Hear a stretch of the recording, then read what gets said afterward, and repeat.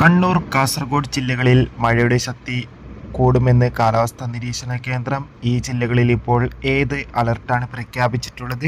വിദ്യാഭ്യാസ സ്ഥാപനങ്ങളുടെ അവസ്ഥ എന്താണ്? അവധി വല്ലത് ലഭിക്കുമോ? അതിൻ്റെ ഏറ്റവും പുതിയ അപ്ഡേഷൻ തന്നെയാണ് ഇന്നൊരു വീഡിയോ ഭാഗത്ത്.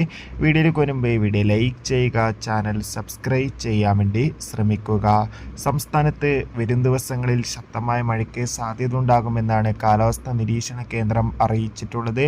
കണ്ണൂർ, കാസർഗോഡ് ജില്ലകളിൽ ഇന്ന് രാവിലെ മുതൽ തന്നെ ശക്തമായ മഴയായിരുന്നു ലഭിച്ചത്. ഇപ്പോൾ ഇതാ മഴ കാരണം കാസർഗോഡ് ജില്ലകളിൽ ഇപ്പോൾ ഓറഞ്ച് അലർട്ടാണ് പ്രഖ്യാപിച്ചിട്ടുള്ളത്.